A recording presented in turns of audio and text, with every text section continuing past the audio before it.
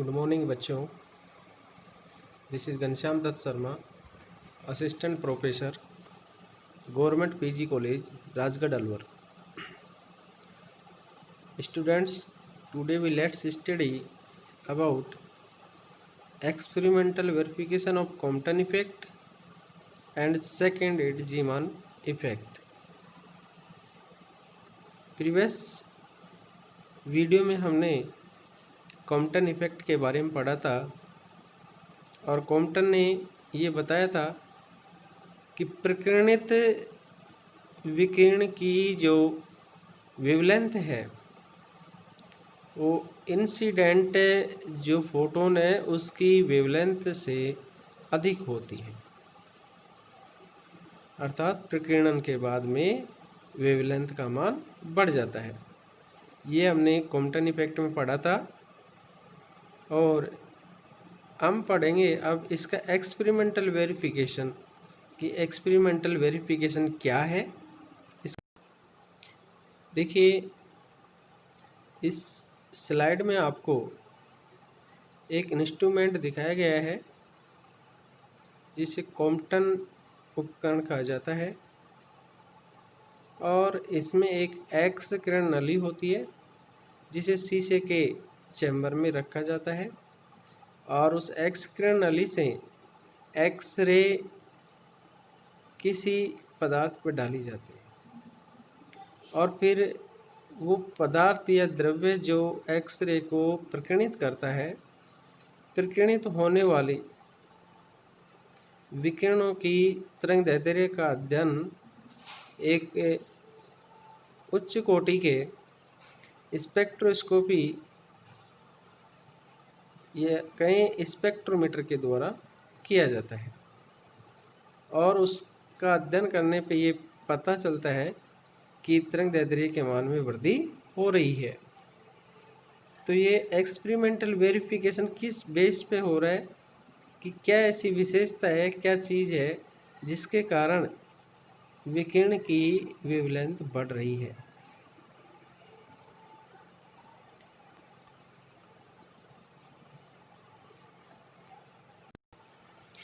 देखिए, अभी अपन ने जो डायग्राम देखा है स्लाइड में, तो कॉम्पटन ने अपने सिद्धांत का सत्यापन करने के लिए एक शीशे का कक्ष क्यू में एक्स किरण नली जो कि एक किरणी मोनोक्रोमेटिक रेडिएशन जो प्रकीर्णित होकर स्लाइट S2 और S3 द्वारा ब्रेक के एक्स किरण स्पेक्ट्रोमीटर के क्रिस्टल शीट पर ले जाई जाती है, जिसके द्वारा प्रकीर्णित विकिरणों की तरंगदैर्ध्य बॉक्स I द्वारा मापी जाती है।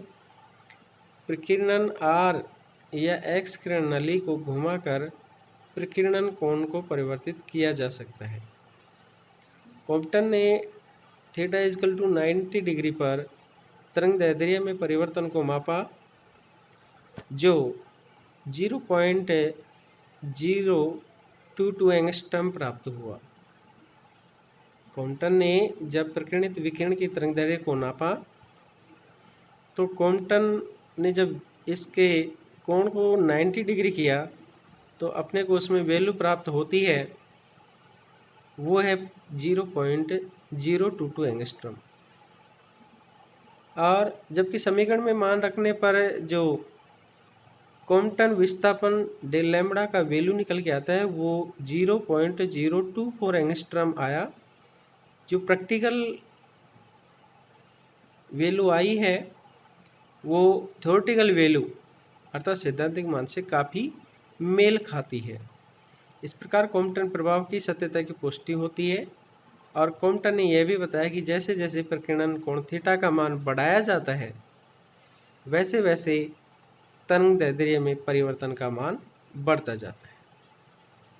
तो ये सामान्य सी बात कॉम्पटन ने अपने एक्सपेरिमेंट में बताई है। अब बात करते हैं जीमान इफेक्ट की। जीमान प्रभाव, यदि रेखीय स्पेक्ट्रम उत्सर्जित करने वाला कोई प्रकाश का स्रोत रखा जाता है तो स्पेक्ट्रमी रेखाएं कई घटकों में विभक्त हो जाती हैं। इस प्रकार स्पेक्ट्रम रेखाओं को कई घटकों में विभक्त होना जीवन प्रभाव कहा जाता है।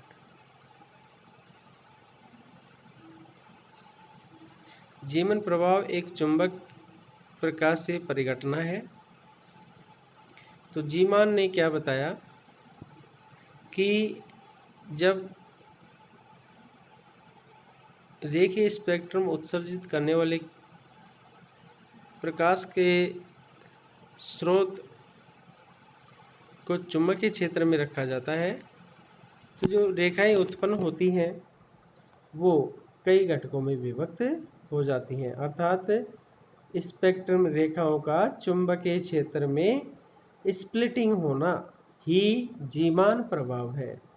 The splitting of spectrum line in the presence of magnetic field known as Zeeman effect and इसको मैग्नो ऑप्टिकल फिनोमिना भी कहते हैं। देखिए डायग्राम दिखाया गया है और जीमान ने अपने प्रयोग के लिए प्रबल चुंबकीय क्षेत्र उत्पन्न करने वाला विद्युत चुंबक mm लिया और इसके साथ दो ध्रुवखंड PP होते हैं। इस प्रबल विद्युत चुंबक mm के ध्रुवखंडों के मध्य प्रकाश स्रोत S सोडियम लैंप या मरकरी लैंप रखा जाता है। स्रोत से उत्सर्जित प्रकाश की स्पेक्ट्रम रेखाओं का विश्लेषण स्पेक्ट्रोस्कोप T द्वारा किया जाता है। तो ये एक सामान्य उपकरण है इसका, और किस प्रकार से इसमें स्पेक्ट्रम लाइंस का स्प्लिटिंग होता है वो देखते हैं।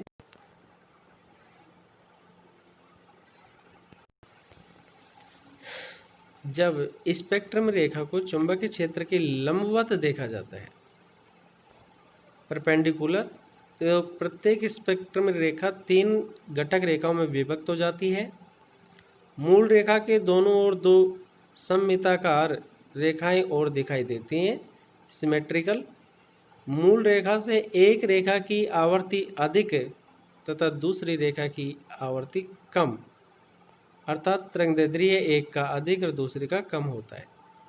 मध्य रेखा की आवर्ती अर्थात तरंगदैर्ध्य मूल रेखा के समान ही होता है। मध्य रेखा के दोनों ओर 2 रेखाएं बराबर दूरी पर विस्थापित हो जाती हैं। इन रेखाओं की तरंगदैर्ध्य में होने वाले परिवर्तन को ही विस्थापन या जीमान विस्थापन कहते हैं। तीनों ही रेखाएं समतल ध्रुवित होती हैं। इस प्रभाव को अनुप्रस्थ जीमान प्रभाव कहते हैं।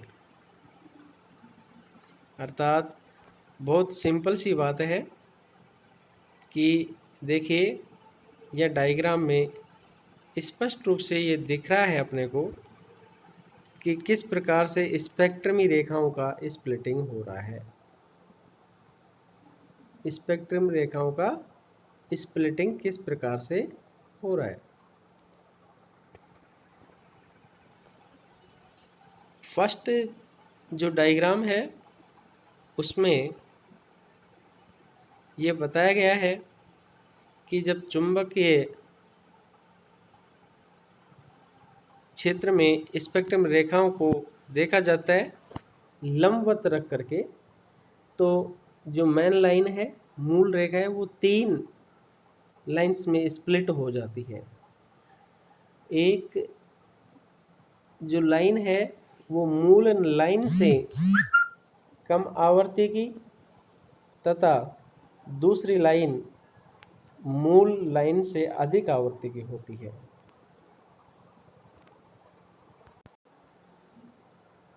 जबकि मध्य वाली जो लाइन होती है उसकी जो आवृत्ति है वो अपरिवर्तित रहती है। तो इस प्रकार जब H = 0 होता है अर्थात चुंबकीय क्षेत्र अप्लाई नहीं किया जाता है तो स्पेक्ट्रम रेखाएं स्प्लिटिंग नहीं शो करती हैं। लेकिन when we applied the magnetic field then the splitting of spectrum line is अकर।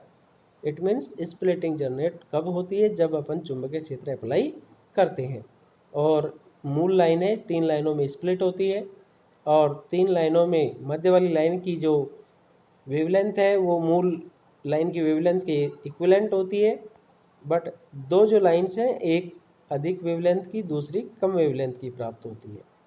तो इस प्रकार से इसे कहते हैं लंबवत अनुप्रस्थजीमान प्रभाव।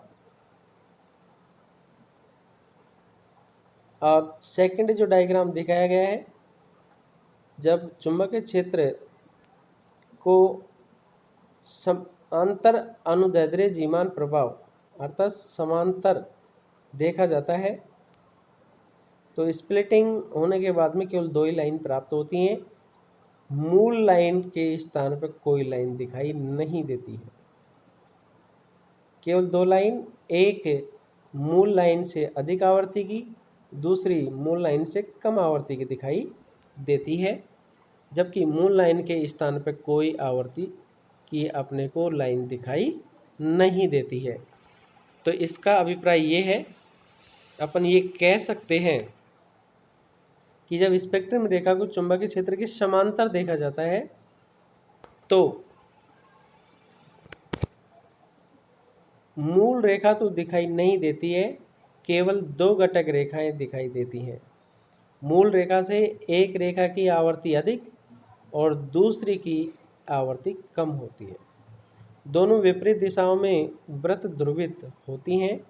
इस प्रभाव को अनुदैर्ध्य जीमान प्रभाव कहते हैं, लॉन्गिट्यूडिनल जीमान इफेक्ट कहते हैं।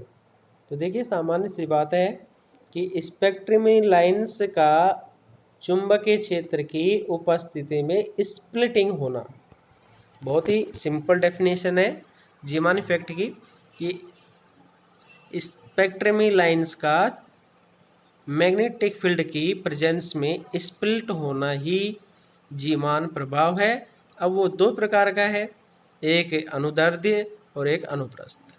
अनुप्रस्थ जीमान प्रभाव में जो मैग्नेटिक फील्ड अप्लाई करेंगे तो स्पेक्ट्रम लाइन तीन लाइन में स्प्लिट होती है, जबकि जब अनुदैर्ध्य जो जीमान प्रभाव है उसमें स्प्लिटिंग होने के बाद में मूल लाइन के स्थान पर कोई लाइन नहीं आती है, जबकि अधिक एवं कम तरंगदैर्ध्य की दो लाइनें प्राप्त होती हैं। ये जीमान प्रभाव है। थोड़ा इसमें आगे है, ये सभी परिणाम प्रबल चुंबकीय क्षेत्र द्वारा प्राप्त होते हैं, अतः इन्हें सामान्य जीमान प्रभाव कहते हैं। दुर्बल चुंबकीय क्षेत्र में इससे भी जटिल विभाजन प्रकट होते हैं। It means in the presence of weak magnetic field the splitting is more complicated. हम ये कह सकते हैं कि दुर्बल चुंबकीय क्षेत्र में इससे भी जटिल विभाजन प्रकट होता है। It means the splitting of lines in weak magnetic field is more complicated, जिससे अधिक रेखाएं दिखाई देती हैं। इसे जीमान जटिल जीमान प्रभाव कहते हैं, एनामोलस जीमान इफेक्ट कहते हैं। एक साइंटिस्ट हैं, उनका नाम है लोरेंज, और लोरेंज ने ये बताया कि प्रत्येक घटक रेखा में उत्पन्न तरंगदैर्ध्य विस्थापन को सैद्धांतिक रूप से व्युत्पन्न समीकरण द्वारा बताया, जो इस प्रकार है: D lambda is equal to plus minus H E lambda square upon 4 pi M C. Here H चुंबकीय क्षेत्र की तीव्रता है, intensity of magnetic field. E electron का आवेश है, charge of electron. M electron का द्रव्यमान है और सी प्रकाश का वेग है। लैम्डा चुंबकीय क्षेत्र की अनुपस्थिति में मूल रेखा की तरंगदैर्ध्य है। जीमान स्प्लिटिंग को उक्त चित्र में बताया गया, जो पहले अपन ने डायग्राम देखा था। तो इस प्रकार से लोरेंज के इस सूत्र से अपन जीमान विस्थापन की वैल्यू कैलकुलेट कर सकते हैं। तो छात्रों, ये बहुत ही सिंपल टॉपिक है और हर बार यूनिवर्सिटी एग्जाम्स में आता रहता है। तो जीमान प्रभाव के प्रकार, जीमान प्रभाव किसे कहते हैं और जीमान विस्थापन कैसे ज्ञात करते हैं। तो इसमें कोई विशेष कठिनाई वाली बात नहीं है।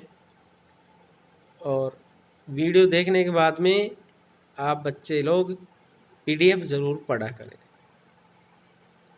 और उसकी अपनी एक नोटबुक तैयार कर लें, जो कि एग्ज़ाम टाइम के समय आपको ये काम आएगी। तो थैंक यू सो मच।